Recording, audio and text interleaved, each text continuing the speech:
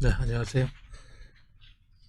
벌써 이제 설 2021년도 신축년 설 연휴가 또 내일부터 시작되는데 여러분들 마음이 뭐 편안하십니까? 하여튼 그래도 명절이니까 새해 복 많이 받으시라고 말씀드리고, 또 나이가 한 살 더 먹는 것이 그리면 행복하지는 않지만 또 떡국도 잡수시고 하면서 일단 좋은 명절 보내시라는 말씀 올리겠습니다. 이번 설 때 사실은 정상적인 설 명절 보내기 같으면 어, 가족, 대가족 단위로 모여서 지금 그동안에 그래도 많이 알려진 문재인 정권 실정에 대해서 가족들이 이야기를 나누면서 최소한 10% 이상 지지율을 끌어내릴 수 있는 절호의 찬스였는데, 또 K방향이라는 명분하에 가족이 못 모이게 이렇게 통제하는 걸 보면서 대한민국이 민주주의 국가가 아니구나 하는 것을 체험적으로 또 직감적으로 그렇게 느끼고 있습니다. 어느 나라가 명절 때 직계 가족이 모이는 것을 법으로 금지를 해서 신고를 받는 나라인데, 세상에 참 기가 막힙니다. 아마 북한도 그렇게 안 할걸요. 코로나 핑계대고 오히려 유원지나 이런 데서 모여서 유락시설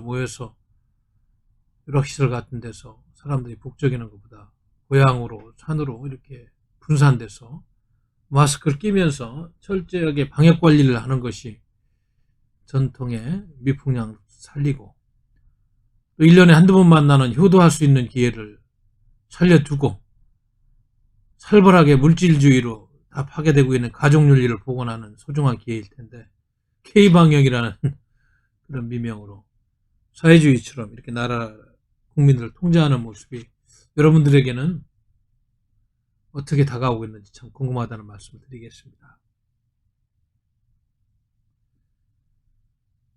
설날에 많은 분들이 가족들과 함께 이렇게 지내고 싶은 그런 욕망이 있을 텐데, 이걸 이렇게 접고 대신 좀 그렇게 못 하시는 분들은 좀 많은 자료를 보고 또 휴식도 취하면서 건강을 챙기시는 그런 연휴가 됐으면 좋겠어요.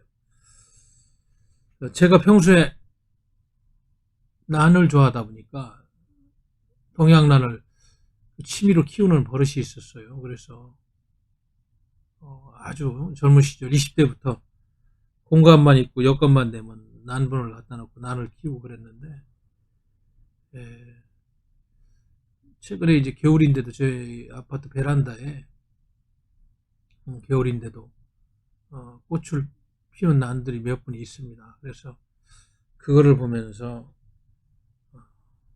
너무나 고귀한 한 자연의 선물이고 우리 인간이 만들 수 없는 그런 자연의 신비로움이기 때문에, 제가 오늘은 잠시 그 난꽃을 보면서 지은 시를 하나 소개하면서 토크를 시작할까 합니다. 제목은 난입니다. 난. 이제 이 난은 이제 한국산 춘난에서 핀 꽃을 제가 보고 이 시를 지었기 때문에, 뭐 어디에선가 아마 종자가 우리 한국의 산하에서 퍼트려져서 이제 나한테까지 왔을 텐데, 그러면서 이 꽃을 보면서 갑자기 한 꽃대가 한 10대가 이렇게 올라왔는데, 하나 화분에서 시상이 떠올라서 하나 졌으니까 하나 좀 읽어보도록 하겠어요. 난 어느 남쪽 산하에서 왔니? 꽃을 반쯤 피운 채로 넌 그리 내게로 왔지. 베란다에 놓인 많은 난물들 중에서 너가 왜 유독 나의 마음을 끌까? 인위적인 바로 이 장소에 있기에는 너무나 아까운 너, 다시 원래 있던 그 자리로 마음속으로라도 돌려보내야지. 거기에서 더 큰 향을 내면서 지내야지.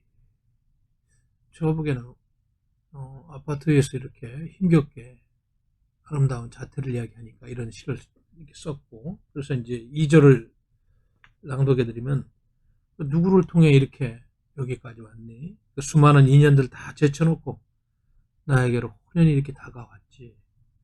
나를 스쳐간 그 수많은 사람들, 왜 너만 또 다른 느낌일까? 이젠 색바랜 추억보다도 더 생생하게 그려지는 너, 가장 자연스러운 너의 자리로 가야지. 너에게로 맞는 자리로 가야지. 거기서 더 큰 족적을 남겨야지.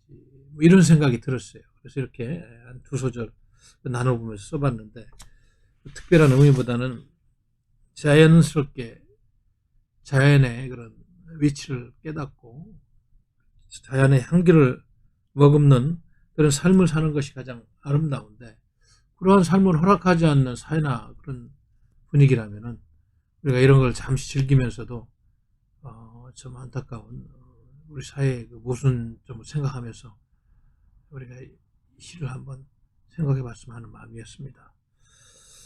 요즘 보니까 김명수 대법원장이 참 철면피해요.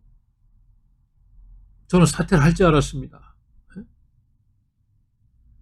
삼권 분립을 완전히 파괴한 전형적인 정치법관.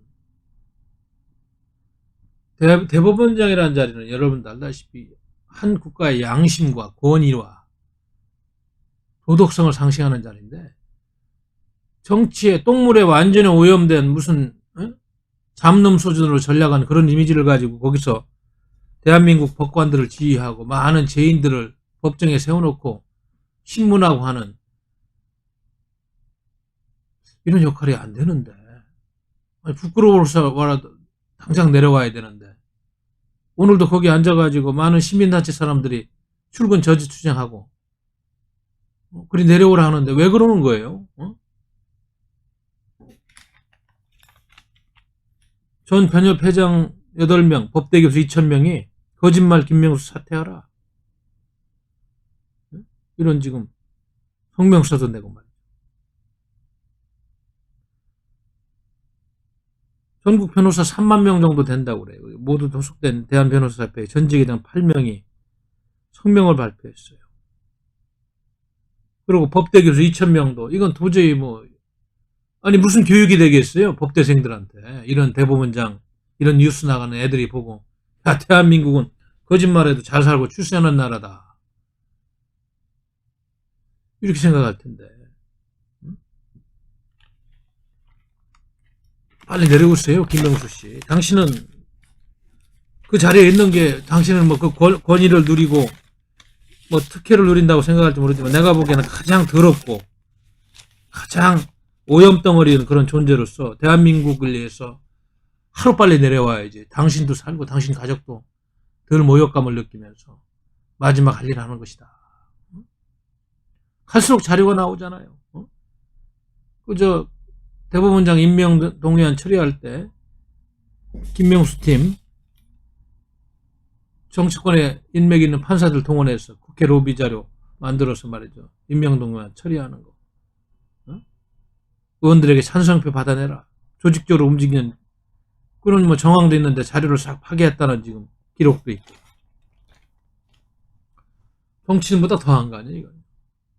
꼿꼿한 대나무처럼 양심이 되고 추상 같은 젊은 영혼들의 도덕적인 지표가 돼야 될 그 대법원장이라는 자리를 이렇게 똥물로 오염시키고 잡놈 수준으로 전락한 그대는 당장 내려와야 돼, 당장. 예? 부끄러워가지고. 대한민국, 이게 무슨 민주주의하는 나라 말이죠. 국민들 상처 주고 말이죠. 더 이상 어렵게 하지 말란 얘기. 정말 생각하면 생각할수록 화도 나고, 당신 때문에 스트레스 받는 국민들 많으니까 당장 내려오세요. 주사파 걸려가고 협약해가지고 뭐 하는지 모르지만 어차피 역사는 그들을 일정 시점이 지나면 다 쓰레기로 취급할 그런 도도한 정의와 진실의 물결이 흐르게 돼 있어요. 이제는 마지막 양식까지 부패했으니까 더 이상 어디 성한 곳이 없는 거예요. 법치주의를 완전히 파괴시킨 장본인 아니에요. 썩을 대로 썩은 대한민국이라는 거를 당신이 입증하고 있잖아. 예? 어떡하려고 그래 도대체. 아니 어떡하려고 그러냐고. 당신 때문에 이 나라가 이렇게 나락으로 떨어지고 국제사회에서 예? 조롱받는 말이야. 이런 나라가 돼도 상관없는 거예요? 아니 어떡하려고 그 자리에 앉아있어. 빨리 내려와야지. 명절 전에 빨리 설날 전에 내려오라고. 그래야지 명절 하루라도 국민들이 편하게 쉴 수 있으니까. 용서하지 않을 겁니다. 우리 국민들이. 그걸 아시면 돼요. 오늘 또 이제 아까 새로운 뭐 기사가 하나 떠가지고 보니까 서울역 쪽방촌을 이제 개발해가지고 뭐 지난번에 국토교통부에서 83만 6천 가구를 주택 공급하겠다는 이사대책이 나온 이후에 서울역 쪽방촌을 지금 개발하겠다는 이런 기사가 나온 모양인데 여기 보니까 뭐라고 되어 있냐면요. 해당 지역 토지나 건물 주인들은 주민들과 어떠한 협의나 의견 수렴도 이루어지지 않은 일방적인 내용이고 아무런 사전 동의 없이 기습적으로 정부가 서울역 쪽방촌 개발 계획을 발표했다는 거 아니에요. 응? 그래서 이게 국토교통부와 이제 서울시가 5일날 서울역 쪽방촌 주거환경 개선을 위한 공공주택 및 도시재생사업 추진계획을 발표했고 또 이제 이사대책의 일환으로 이제 후속대책을 마련하는 건데 이제 더 재밌는 거는 이런 발표를 접한 이 지역의 토지나 건물주들이 결사 반대한다. 아니 어떻게 그 사유재산권을 가진 사람들이 가장 중요한 동의도 안 받고 일방적으로 발표했느냐 이거죠. 그래서 여기 지금 토지 건물주들이 하는 이야기는 아니 공산당도 이런 공산당이 없다. 입지 좋은 땅을 공공개발이라는 사탕발림으로 주민들을 현혹해서 정부가 빼앗아가는 것이다. 어? 이래서 토지 건물주들이 결사 반대하면서 이 같은 말을 한 건물주 한 것을 언론이 보도했네요. 공산당 같은. 아니 대한민국이 뭐 이런저런 모습이 지금 주택정책 시행 과정에서 하루도 안 지내가지고 이런 시행착오를 겪고 있는 것입니다. 그죠? 공권력이면 다 되는 게 아니잖아요. 자유시장 경제, 사유재산권은 굉장히 중요한 사회를 뒷받침하는 원리인데 주민들과 어떤 협의나 의견 수렴도 이루어지지 않은 일방적인 내용을 그냥 발표했다는 거 아니에요. 기가 막힌 일입니다. 참 추석 때 조금이나마 가족들하고 편한 시간을 보내야 되는데 이런 일 때문에 스트레스 받을까 봐 걱정되네요. 원전 문제로 우리가 그렇게 시끄럽고 그랬는데 가스공사가 한국 수력원자력만 뭐 그런 게 아니고 한국가스공사가 오늘 또 뭐 하나 터졌는데 이게 이제 북한의 원산 갈마 발전소를 건설해 주겠다는 제의를 한 이런 정황이 이렇게 발표가 됐어요. 그래서 여기 지금 이 기사를 보니까 한 가스공사 간부가 2019년 11월 29일, 12월 1일 사이에 러시아 블라디보스토크에서 북한의 민족경제협력연합회 참사를 지낸 리호남이라는 사람을 만나서 그런 논의를 했다는 거 아니에요. 그래서 이 간부는 최근 국민의힘 탈원전, 북원전 진상조사특위 소속 이철규 의원실을 방문해서 자초지종을 다 나라가 걱정돼서 털어놨다고 합니다. 그는 뭐 그 당시에 이제 한국가스공사 책임자로서 원산 갈마 관광지구 개발에 어떤 에너지를 사용하느냐 1년이면 가스발전소를 지어줄 수가 있다 얘기를 했다고 합니다. 사실 갈마지구 공사는 북한의 자금, 자재, 에너지 부족 때문에 사실상 중단된 상태인데 이런 제안을 이렇게 막 국회 동의도 없고 공론화 과정도 없이, 더군다나 지금 북한 정권이 비핵화 사기쇼를 이렇게 한 시점에 다 흘러가고 있는 상황에서도 이런 제안을 할 수 있느냐. 발전소 제한 시기가 특히 2019년 2월 하노이 미북 정상회담 결렬로 우리 남북한 관계는 물론이고 미국과의 관계가 교착 상태에 빠지는 아주 괴상한 시기인데, 아니 정신 나간 사람들 아니면 이런 제안을 어떻게 이렇게 쉽게 할 수 있어요?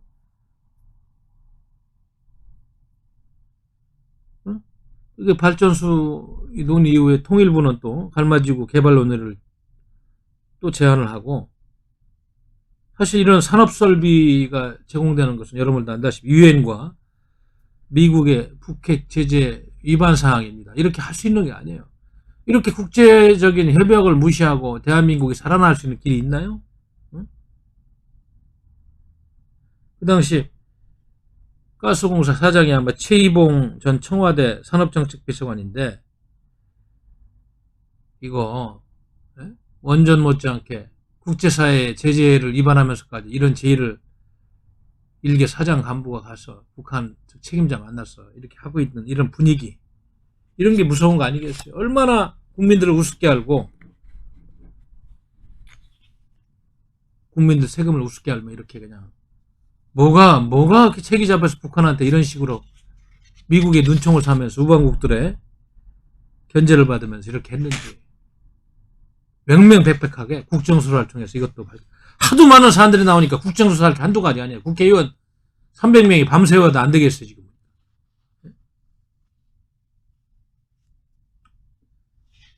참, 어떡하려고 그러는지 모르겠어요. 이거 5년 동안 우리가 모르는 게 또 있을 수 있어요. 이 정권 끝나고 뭐 이상한 비밀들 나와가지고 기가 막힌 내용들이 있지 않을까, 이런 것들이 이렇게 지금 나오는 거 보면 깜짝깜짝 놀라는 내용들이 연일 나오잖아요. 큰 걱정이다.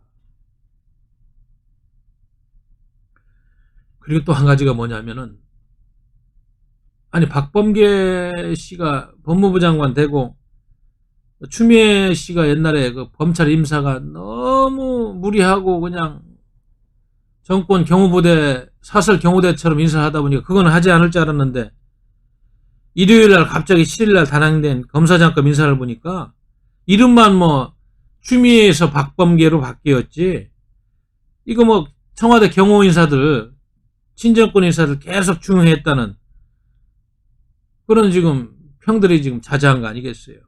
네? 청문회에서 부적격성이 인정됐으면서도 임명한 박범계 그냥 뭐 시키는 대로 하는 거예요. 네? 그리고 더욱더 재밌는 것은 윤석열 총장을 불러가지고 뭐 잠시 환담했는데, 뭐 이런 이야기를 뭐 구체적으로 안 했는데 마치 뭐 협의하고 한 것처럼 이렇게 언론에 흘리고 무슨 장난들 하는 것도 아니고 말이죠. 그때 이제 윤석열 씨하고 박범계 씨가 만났을 때 이성윤 서울중앙지검의 교체를 요청도 하고 했는데 전혀 뭐 반영이 안 되고 오히려 유임시키고 말이죠. 청와대가 시키는 대로 했겠죠. 뭐. 똥개노릇 해야지 장관직 하니까. 뭐 앞으로도 이제 조국 사건, 울산시장 선거 공작 사건, 옵티머스 펀드 사건, 채널A 사건 등 정권의 불법 관련 사건에 대해 수사검사들의 거듭던 요청에도 이 수사를 막았던 이 이성윤 씨 중용을 해야지 뭐 또 방패막 역할하지 않겠어요? 그 밑에 바로 차장검사 사표 쓰면서 이성윤 지검장 동반 사퇴를 요구해서도 양심에 털이 났는지 그 거부하고 앉아있다 유임됐다. 후한무치한 사람들이지 뭐. 그리고 윤석열 총장 징계를 주도했던 심재철 당시 검찰국장은 국회와 금융을 주로 담당하는 서울 남부지검장으로 영전했다. 알짜배기. 그냥 충성하고 대한민국이 국익은 쳐다보지 않고 그냥 일개 정파에 충성하는 사람들은 중용하는 이런 인사. 신정권 완장 노릇을 할 사람을 끝까지 정권 막일까지 가지고 가겠다. 명백한 법치주의 파괴죠, 이것도. 네? 오늘 몇 가지 뉴스가 여러분들이 꼭 알아야 될 것 같아서 제가 지금 말씀드리고 있는 거예요. 또 뭐, 한때 정권이 바뀌면은 한국 마사회장 자리를 가려고 감사나, 정치권 주변 인사들이 이렇게 애태우던 직장, 신의 직장이 한국 마사회였는데, 코로나 때문에 경마가 전면 중단돼서 수입이 없어서 지금 마사회가 아주 경마 중단으로 인해서 피해액이 7조 6천억 원에 달한다면서 눈물의 호소문을 지금 내보냈다고 그러는데, 뼈를 깎는 비용 감축 노력에도 지난해 4,500억 원 적자를 기록했다. 한국 마사회가 적자를 낸 것은 1949년 창사 이래 6.25 전쟁 때를 제외하고는 처음이라고 합니다. 그래서 나름대로는 198명 감원도 하고 이래 했지만은 도저히 예산 문제로 2019년에는 41명을 신규 채용했는데 작년에는 한 명밖에 채용을 못한다고 합니다. 일자리가 어디 있어요, 청년들이. 이런 상황인데. 그래서 이제 코로나 때문에 경마가 중단되면서 전국의 승마장, 마을, 유통업, 사료작물 재배업, 조련시절 등등 마을산업 관련 전체가 무더기 폐업과 파산 얘기가 있다 보니까 이런 현상이 있다. 그래서 아마 이 황금알을 낳는 정권의 어떤 과거에 보면 자금 창구 역할 같은 걸 했다는 그런 소문들이 있었는데 확실한 건 모르겠습니다만, 이러한 총체적인 위기를 해결할 유일한 해법은 한국 마사회법을 개정해 온라인 막권 발매를 허용하는 것이다, 이런 이야기를 했다는데, 그게 국민 정신건강에 좋은지는 그건 모르겠어요. 이렇게 어렵다는 걸 이야기하다 보니 이야기하고 있는데, 그런데 중요한 거는 이것이 코로나도 있고 여러 가지 이유가 있습니다만은 가장 근본적인 이유는 문재인 정부 들어가지고 공기업 비정규직의 정규직 전환 정책이 큰 지금 원인이다. 이걸 지금 말씀드리려고 하는 거예요. 2018년 1월에 일주일에 하루에서 3일 정도 근무하던 임시직, 경마 지원직이라 하죠. 5,400여 명을 무기계약직으로 대거 전환했답니다. 5,400명. 그러니까 경마가 있는 날 막권 발매, 질서유지 등의 업무를 맡고 있던 비정규직을 대거 정기적으로 5,400명을 전환해 준 거예요. 물론 경마가 중단된 다음에는 출근하지 필요가 없는 인력들이지만 급여의 50%에서 70%를 휴업수당으로 이렇게 줬다는 거 아니에요. 5,400명. 아마 다른 공기업들도 비슷한 현상들이 많이 있을 겁니다. 아마 비정규직으로 그냥 있었다면 탄력적으로 조정할 수 있는 비용인데, 지금은 이런 경영 위기가 닥쳐도 손댈 수 없는 고정비로 변했다. 그래서 기업이 현실을 고려하지 않은 탁상 정책이 혹은 과도한 이념이 투입된 이러한 정규직 전환이 결국은 아주 건전한 기업들의 지금 뼈를 깎고 살을 깎고, 우리 젊은이들은 대학을 졸업해도 취업할 문을 다 막고 있는 거예요. 청년들을 위한다고 청년 어쩌고저쩌고 하는데, 이 정부는 청년들한테는 지옥 같은 그런 취업문을 만들고 있어요. 한 명 뽑았다는 거 아니에요? 마사에 그 신의 직장이라고 부르는데, 작년에. 전체적으로 성한 구석이 없으니까.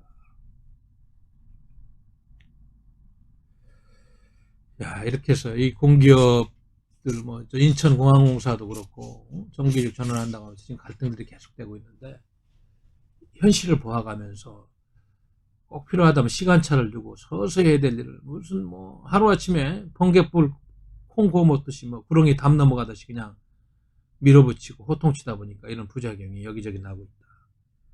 이거 어떻게 처리할지 참 난감합니다. 코로나도 코로나지만 정부의 정책이 기본적으로 잘못됐다는 말씀을 드리는 겁니다. 오늘 아마 새벽에 아마 신문분들이 아마 스트레스를 너무 받아가지고 혈압약 먹은 분들이 있는 기사가 또 하나 뭐냐면, 그 월성원전 1호기 경제성 평가 조작에 깊이 개입한 혐의를 받는 백운규 씨 전 산업통상자원부 장관의 구속영장이 신청됐는데 9일날 그 영장을 기각시켰다는 보도가 나왔잖아요. 기가 막히죠. 대전지방법원의 오세용 영장 담당 부장판사. 아니 그 밑에 직원들은 다 구속돼서 수사받고 있는데 너 죽을래라고 밑에 부하 직원 시켜서 경제성 평가 조작하고 폐쇄 결정한 장본인인데 판사가 어떤 논리를 들어서 이야기하도 이게 합리화가 되고, 이거 초등학생도 이거 웃는 일 아니겠어요? 그러니까 김명수 대법원장 태세가 썩고 부패하고 구린내가 내다 보니까 이런 현상이 있는 거예요. 이제 오세용 영장 담당 부장판사가 뭐 이런저런 논리를 만들었지만 아마 양심의 가책을 안 받았겠습니까? 어?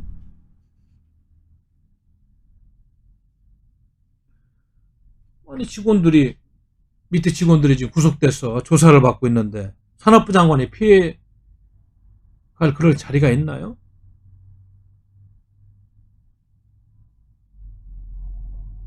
하여튼 여기 법원이 밝힌 그 기각 사유는 뭐 산업부 장관이 가동 중단을 즉시 지시하거나 경제성 조작을 지시한 사실이 없다고 뭐 다투고 있다고 그러는데, 여기 이렇게 되어 있는 형법 123조에 직권남용 권리행사 방해죄의 구성요건을 충족하기 위해서는 공무원이 직권을 남용한 사실 및 그로 인해 사람으로 하여금 의무 없는 일을 하게 한 사실이 모두 증명돼야 하는데, 이와 같은 불확정 개념을 구성요건으로 하는 범죄를 해석 적용할 때는 죄형 법정주의에 따라 엄격 해석의 원칙 및 최소 침해의 원칙이 준수되어야 된다. 말은 뭐 법리용어를 썼으니까 그렇습니다만은, 박근혜 대통령님 탄핵할 때 언론 재판한 걸 생각하니까 이 이야기는 참 기가 막히네. 기가 막혀. 여러분도 지금 잠깐 들었겠습니다만, 청와대에 하명받고 장관이 밑에 직원들 윽박질러서 억지로 허위 보고서 만든 장본인을 이런 논리로 피해갈 수 있다는 게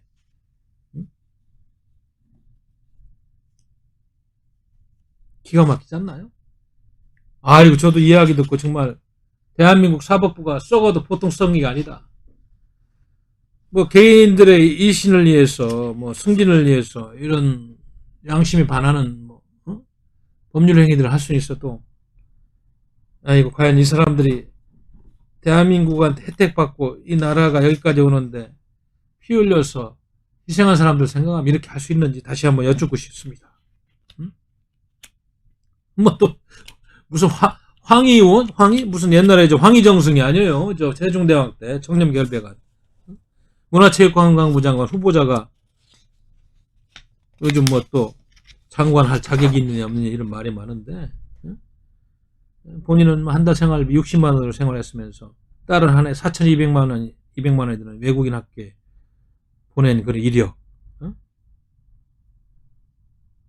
통장 구조가 뭐 수십 개나 된다고 그래. 60만 원 가지고 생활하는 사람이. 이런 것들을 보면은 이게 국가가 법 시스템으로 운영이 돼야 되는데 그냥 패거리 문화로 농락당하는 현실이에요. 뭐 노무현 정권에서 문재인 정권으로 이어지는 인사들이 이거 뭐 장관이라고 임명하려고 하다 보면 이런 결격 사유가 그렇게 맞는 거예요. 박범계 씨도 자신과 아내의 재산을 공직자 신고해서 상습 늘어간 사람이고, 또 폭행 혐의까지 있다고 후보자 검증 과정에서 나왔는데도 뭐 그런 거 상관도 없잖아요.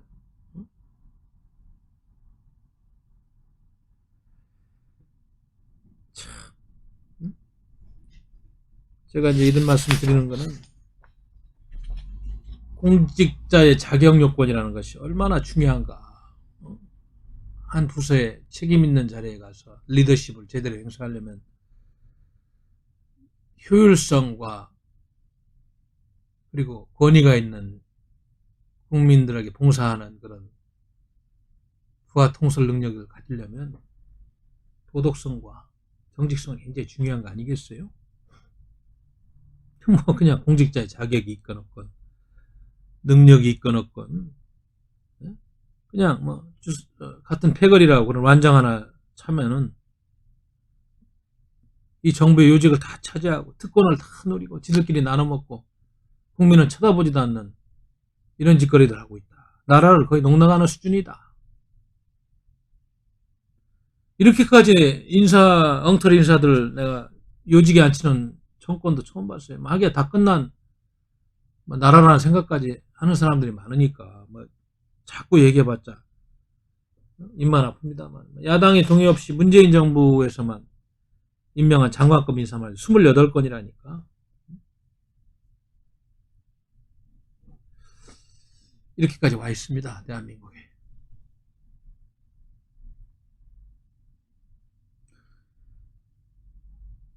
우리가 이제 요즘 코로나 전국 때문에 너무나 힘든 우리 국민들이 많아서 현별해가지고 꼭 도와줄 땐 도와야 되는 게 맞습니다. 그래서 재정 확장성을 기해야 되는 것도 맞는데 지금 이 정권은 좀 과도하다는 생각이 들어요. 그리고 이게 이제 꼭 필요한 복지 정책이 아니고 인기영합주의가 이제 더해지면 이제 재정 타락주의가 되어서 타락한 나라가 결국 갈 길은 뻔한 건데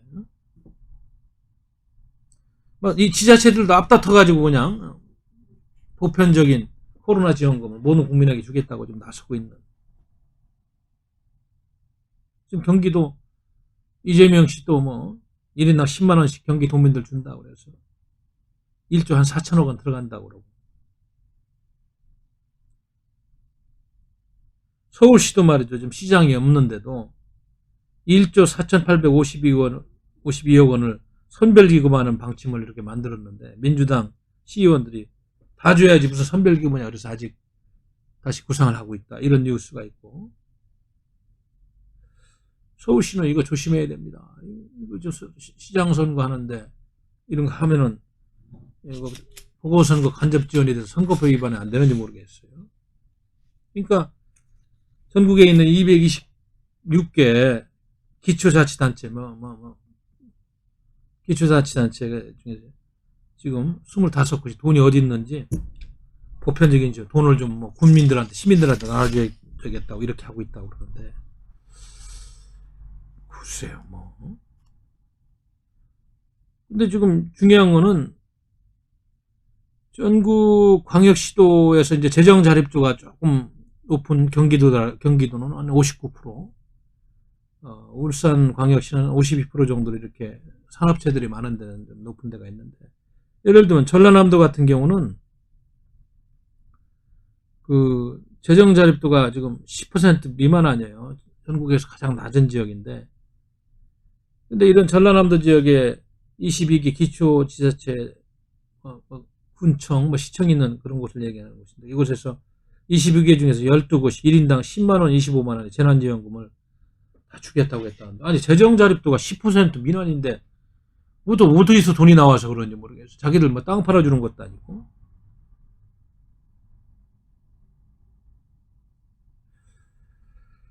그래서 이거는 정말로 조심해야 된다. 포퓰리즘을 넘어 표를 사는 표퓰리즘. 일해서 열심히 일한 만큼 버는 민주주의의 기본 윤리가 지금 잘못하면 파괴되고 타락하는 이런 사회로 갈 수가 있다. 꼭 필요한 데는 우리가 만들어서 도와줘야 되겠지만, 이렇게 현실을 보면은 도저히 재정 자립도라든지 재정 악화가 이렇게 심각한데 이렇게까지 해야 되는지 한번 물어볼 수밖에 없습니다. 당장 10만원, 20만원 받으면 좋겠죠. 아이고, 하여튼 요즘 그래서 나라가 하여간 제가 그동안에 많은 말씀을 드려가지고 일일이 열거를 안 하더라도 그래서 완장찬 사람들이 이렇게 국정을 농락하면 되겠어요.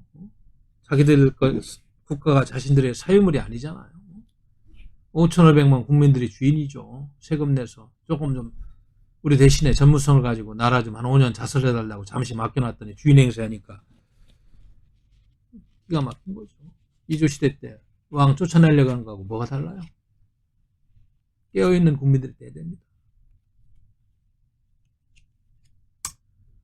문재인 주사파 정권이 뭐 국가를 부강하게 하고 대한민국의 미래에 대한 청사진은 없고 오직 자신들 정권의 연장 그리고 퇴임 후에 자신들이 저지른 비리를 덮을 수 있는 후계자 몰세, 잘못된 태물적인 이데올로기를 이 사회에 고착화시켜서 사회를 잘못된 방향으로 끌고 가게 하는 그런 정책에만 올인하고 있는 현상을 보는 겁니다. 그래서 뭐 대깨문 같은 조직이 나와서 지금 대한민국을 뭐 거의 지금 자살골을 넣는 수준으로 지금 국정이 이렇게 타락하고 있는 이런 현실을 봅니다. 그래서 이 대깨문과 같은 이런 세력들은 국가 이익보다는 그냥 파벌의 이익, 무소불위 권력을 지금 행사하고 있는 것이다. 그래서 강성 친문 집단이 지금 다른 온건하고 합리적인 정책 결정 목소리는 다 듣질 않고 이런 목소리만 마지막 정책 결정 과정에 반영되고 있다. 문재인 대통령이 이 세력에 휘둘려가지고 지금 본인 생각도 똑같으니까 이렇게 하겠지만 전체 국민의 이득을 위해서 정책 집행이 이루어지지 않고 이런 식으로 가면 안 된다. 그래서 대한민국이 몇 사람 안 되는 대깨문 세력의 욕망과 그들이 원하는 걸 대리하는 그런 나라입니까? 국민의 전체 세금을 이런 사람들이 써야 돼요?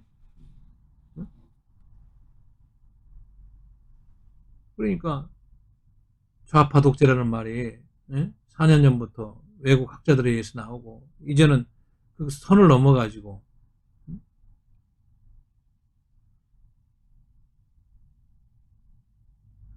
자신의 길을 막는 말에 사법부나 권력기관들을 길들이고 개혁의 명분하에 다 뭐 난도질해가지고 개편시켜놓고 인사도 그런 인사 시켜가지고 권력을 유지하고 또 자신이 퇴임을 보장하는 그러한 안전장치로 법과 제도를 만들고 그게 공수처 같은 거 아니에요. 공수처. 검찰을 통제하고 입법부와 사법부를 완전히 장악한 상태 아닙니까 지금 대한민국. 언론도 재갈을 다 물려놔서 KBS는 홍위병 역할을 하고. 그러니까 이게 민주주의 국가가 아니라는 거죠. 대한민국이. 주사파라는 한 2여 명 집단의 사적인 그런 소유물로 전락하고 있다. 대깨문이 그 중에 여론몰이를 하는 하나의 홍위병 역할을 하고 있고 언론들이 그 뒤에서 부채질을 하고 있는 이런. 누가 그랬잖아요. 재정도 이제 뭐 좀 있으면 파탄 상태로 갈 텐데. 그래서 여러분들 연금 받는 분들이 이 상태로 가면 연금이 제대로 나올지 모르겠어요. 나중에. 지금은 뭐 다 나오겠습니다만. 그 이인실 서강대 교수가 재밌는 얘기를 했어요. 소득주도 성장으로 치액해진 한국 경제가 재정중독에 빠져가지고 제설제로 이렇게 버티려고 하는 블랙아이스의 자동차와 흡사한 상황이다. 그렇죠. 블랙아이스 위에 자동차 달려가는 제설제로 이렇게 근근히 버티고 있는데 대한민국 재정 악화 상황이 그 정도라는 얘기입니다. 아니 북한만 말이야. 우리 민족끼리니 뭐니 허황된 얘기를 하면서 북한만 쳐다보고 이야기하고 하니까 미국 한미 관계는 파탄나서 안보는 절로 골로 가고 있고 전작권 안 준다는데 달라고 떼깡 쓰고 있고 말이야. 누가 얘기하듯이 한미 관계가 동맹의 위기를 넘어서 동맹의 방기도 좋은 편 동맹의 파탄 수준으로 달려가고 있다. 이거 막 갈라치기 정권의 전형적인 외세 배격 우리 민족끼리가 그렇게 만들고 촛불은 뭐 전지전능하고 그 외에는 다 적폐 세력이고 갈라치기로 그리고 대한민국 국민들을 촛불 옹호 세력과 적폐 세력으로 양분해가지고 연일을 몰아치고 나라를 다 갉아먹고 국권을 거덜내고 있는 대한민국 국가를 정상적으로 운영하는 집단이 아니고 국가를 사유화하고 있는 그런 집단 아닙니까, 여러분? 그럼 뭐 지금 1년 남은 이 정권도 법치 파괴 정도는 더 심해질 것이고, 정권 재창출에 모든 걸 걸 거예요. 국민은 이제 안중에도 없는 거죠. 후계자를 잘 골라서 주사파 권력을 연장해서 깜빵은 안 가야 되고, 그런다고 되지도 않잖아요. 아니, 전두환 대통령이 같이 혁명한 노태우 대통령 권력 세워놓으니까 보호해줬습니까? 노태우 대통령이 김영삼 대통령 수천억 원 비자금 들여서 당선시켜놓으니까 보호해줬어요? 그거 안 됩니다. 권력의 속성상. 그거 생각하는 사람 바보예요. 지금이라도 잘못했다고 빌고 지금부터 잘하는 게 나아요. 1년 동안. 응?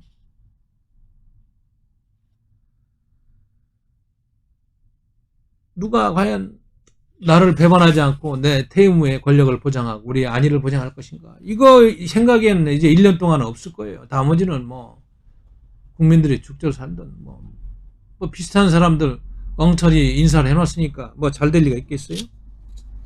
거기에다 이제 대선 구도를 잘 짜야 되겠다는 이런 아주 은폐한 음모 생각을 하고 있을 것이고, 서울 부산 시장 보궐선거 거기 어떻게든 뭐 가덕도 신공항 같은 그런 거의 선거법 위반에 가까운 그런 국고 낭비 행위를 통해 가지고 이런 또 지들 스스로 만든 뭐 성추행범 같은 게 후보로 안 나겠다는 그런 약속도 깨고 뭐 내가지고 어떻게든 당선시키려고 하고 이런 전국으로 지금 4월 7일까지 또 갈 수밖에 없고, 그리고 이제 제가 보기에는 개헌을 지금 카드를 다 생각하면서도 좀 못하고 있는 이유가 바로 이제 선거가 지금 4월 7일에 있잖아요. 딱 잘못되면 이게 불똥이 쳐서 선거를 망칠 것 같으니까, 물론 조직선거 같은 지방선거가 되겠지만 시기를 아마 그 보궐선거 4월 7일 이후로 아마 둘 것 같은데, 아무튼 지난번 박근혜 대통령님 탄핵시킨 그 사기 탄핵파들 꼬신 것처럼 또 덜 떨어지고 나라 팔아먹는 수준의 그런 비양심적인 가짜 보수들 또 꼬셔가지고 연방제개헌이라고 안 할 거예요. 아마 대통령이 권력이 비대한 걸 좀 분산시키는 선진국형 개헌을 하자. 그래서 뭐 권력을 분산하는 개헌에서 뭐 총리 대통령 분리한다든지 이원집정부대를 한다든지 뭔지 모르겠어요.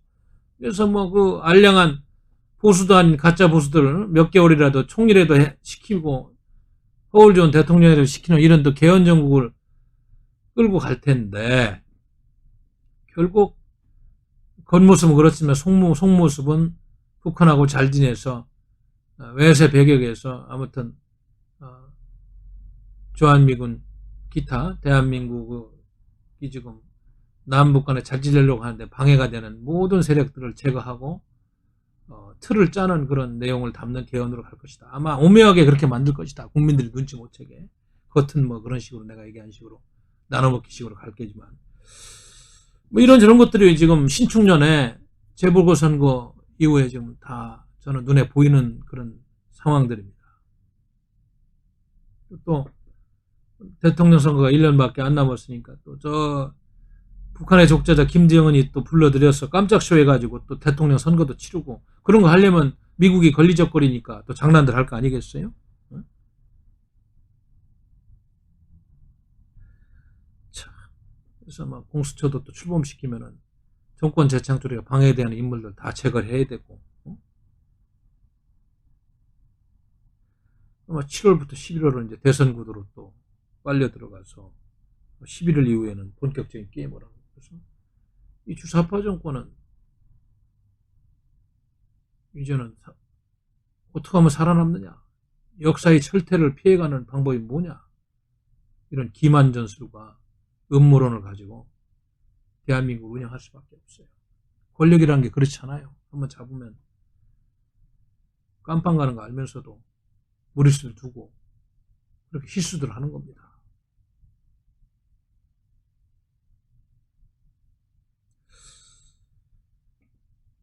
나라가 어지럽고 망하기 전에 겪었던 과거 역사 현상들이 지금 다 반복되고 있잖아요.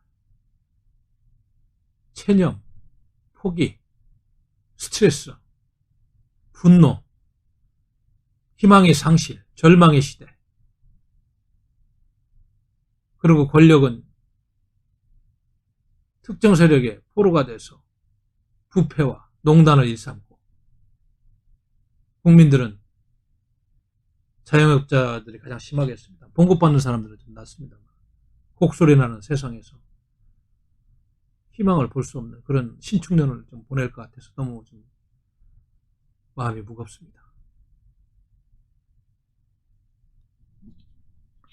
국가가 자살골을 넣고 자살로 하고 있는 이런 형국을 막을 수 있는 세력은 결국은 여러분들이 봤습니다만 누굴 믿겠어요? 300명 국회의원 중에 믿을 놈이 한 놈이 있습니까? 야당이 있어요? 국민을 대변하는? 국회는 국민을 대변하라고 잘못된 권력을 견제하라고 갖다 놨는데 그 시무룩군 역할하고 청와대 출장소 역할을 하는, 사법부도 대한민국의 추상 같은 권위를 세우고 삼권 분립을 사법부의 공정한 판단을 통해서 지켜달라는데 권력에 충견이 돼가지고 저렇게 더러운 똥물을 튀기고 있는데 나라가 되겠습니까? 다 끝난 나라입니다. 이런 겁니다. 결국은 우리 국민들밖에 이거를 저지할 세력은 없어요. 그래서 우리 공화당이 처절하게 그런 오해와 많은 탄압과 이런 시련 속에서도 그 의지와 희망을 가지고 말씀을 올리고 이렇게 생명력을 이어오고 있는데, 정말로 이 설을 계기로 차분히 한번 나라에 대해서 생각을 하시고 우리 대다수 국민들께서 대한민국이 자살골을 넣는 그런 망국의 현장으로 가고 있구나, 이런 깨달음을 분명히 하셔야 됩니다. 뭐 지금 당장은 뭐 아파트도 그냥 있고 차도 그냥 타고 다니고 통장에 그냥 좀 버틸 만한 뭐 돈도 있을 수도 있고 뭐 이런 생각 할지, 뭐 아파트 값도 올랐다고 그러고 이럴지 모릅니다만은 한순간에 꺼집니다. 그런 것들. 한미동맹만 제대로 파기돼도요, 그런 것들이 의미가 없어져요. 예? 대한민국 주가 그대로 유지되겠어요? 한미동맹이 파기됐다는데 여기 투자한 존들이 그냥 있겠습니까? 모르겠어요. 그런 거를 바라는 정권은 아닐 텐데 하면서도 지금까지 4년 동안 해온 걸 보면은 그런 방향으로 나라를 끌고 가고 있으니까 이게 도대체 뭐냐. 그래서 사회주의 혁명이 맡긴 모양인데 무슨 사회주의냐. 그럼 전체주의라고 하는 학자들이 어떤 전체주의냐. 21세기형 전체주의인데. 이거는 국민들 생각하는 민주주의는 아니잖아요. 지금 보면 제가 오늘 설명한 것만 보더라도 너무나 많은 말씀을 제가 드리고 왔어요. 왜 이런 사례들을 알아야 된다고 그러고. 네? 엊그저께도 국가보훈처에서 이제는 나라를 건국하는데 희생한 분을 서운을 해야 되는데 이제 공산주의자들을 서운하는 그런 나라가 돼 있고 말이죠. 국가의 재생산자는 파탄이나서 공무원 수를 줄여야지 이 나라가 사는데, 문재인 정권 4년 동안 9만 명을 늘리고 올해만 3만 명을 늘려서 12만 명을 늘리는 계획을 세우고 있고, 누굴 위해서 이런 정치를 하는 거예요 도대체?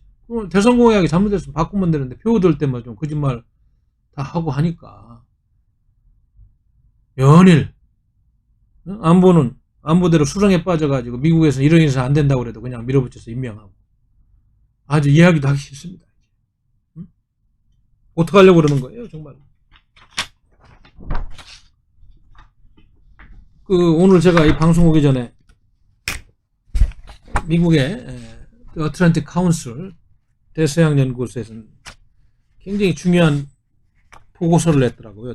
Toward a New American China Strategy, 새로운 미국의 중국 견제 전략인데, 이거는 일부러 쓴 사람들 명단을 익명으로 했어요. 아마 상당한 부분 중요한 분들이 참여를 한 것 같은데, 이건 다음에 제가 한번 따로 소개를 해야 될 것 같습니다. 왜 이야기를 하냐면 지금 세상이 엄청나게 급하게 지금 세계 패권 질서도 경랑 속으로 들어가고 있어요. 미국과 중국은 격돌할 수밖에 없는 이런 상황입니다.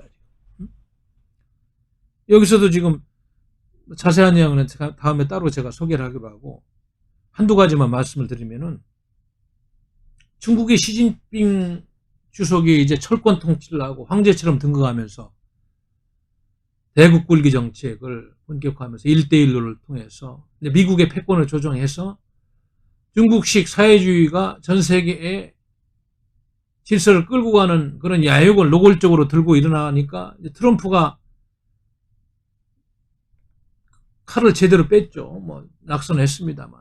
그러나 그거는 미국의 입장에서 보면 트럼프나 바이든이든 미국이 지금까지 투자해오고 세계 패권 국가로서 유지해온 그런 기득권을 포기할 수 없기 때문에 똑같이 중국과 충돌하려는 지점에서 지금 정책들을 만들고 있습니다.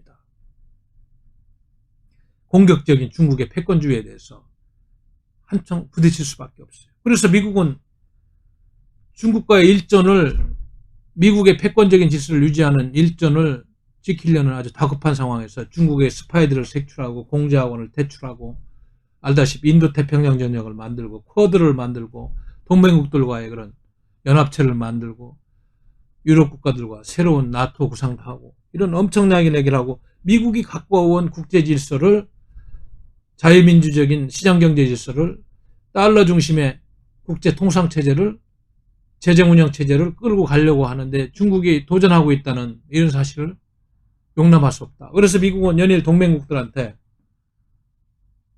미국 편에 서서 같이 이 질서를 지키자 그러는데, 대한민국의 주사파 정권은 정반대로 지난 4년 동안, 올해 5년차 이런 미국의 목소리를 외면하고 하는 척하고 말장난하면서 중국 공산당의 심부름꾼 역할을 하려고 그러고, 시대의 이단아 김정은 독재 정권에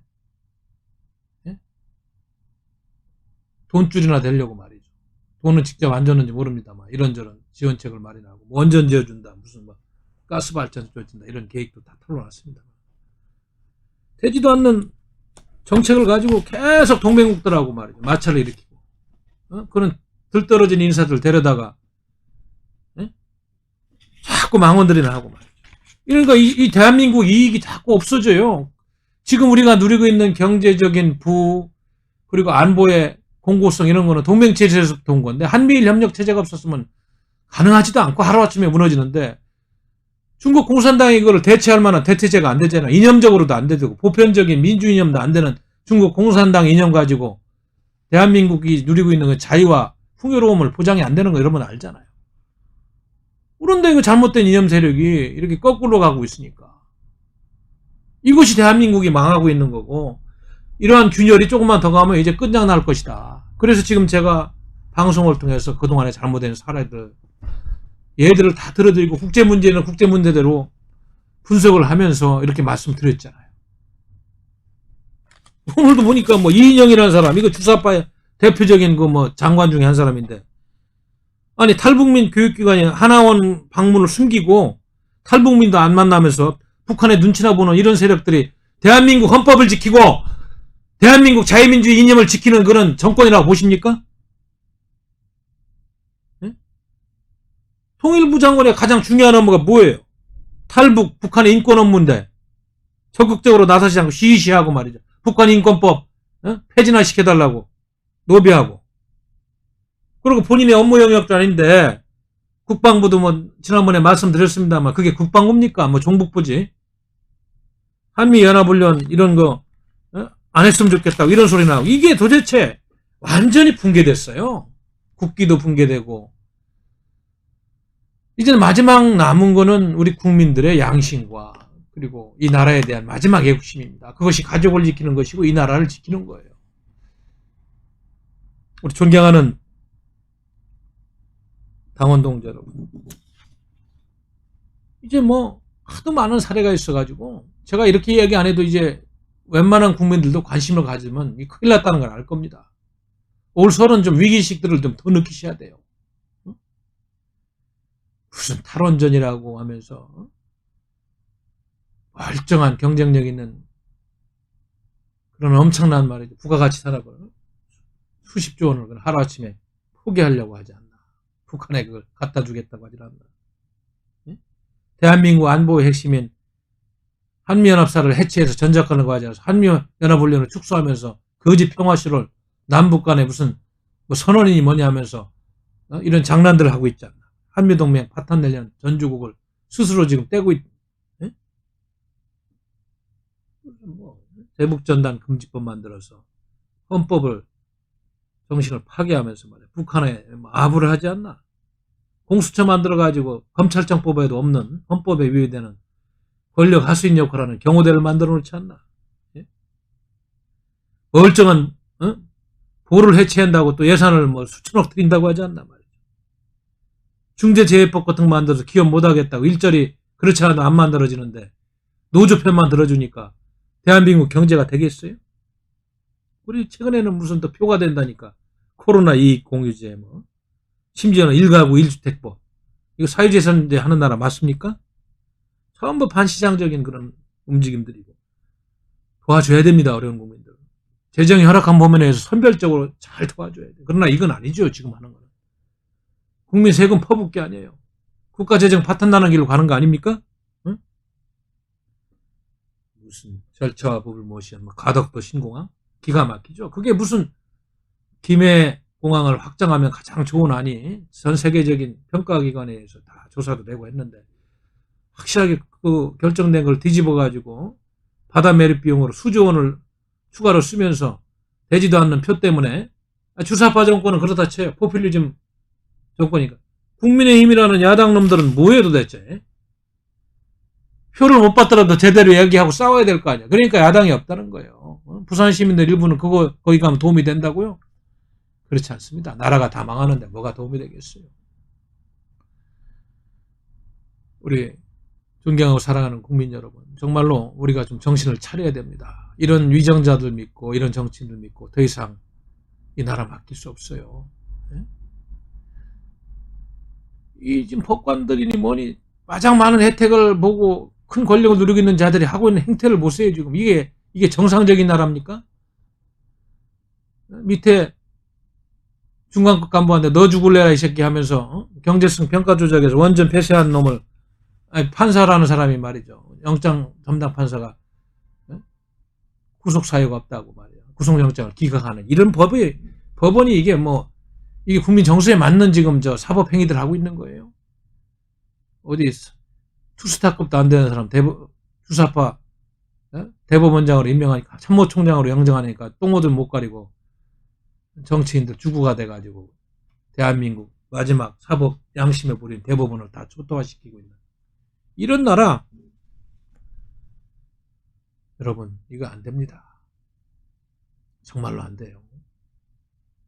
설에 정말 좀 이 나라를 위해서 뭘 어떻게 할 것인지 좀 더 생각해 보시고 다 같이 죽으면 안 되지 않습니까? 잘못하는 몇 놈 솎아가지고 골로 보내고 그리고 열심히 살고 나라를 위해서 충성하는 대다수 국민들은 좋은 세상을 살아야 될 거 아니에요. 이 상태로 더 흘러갔다가 일제시대에 허망하게 나라 잃고 36년간 처참한 고통당하고 6.25 때 잘못된 이념 때문에 그 많은 피해를 입고 사상자 난 그런 역사를 되풀이할 겁니다.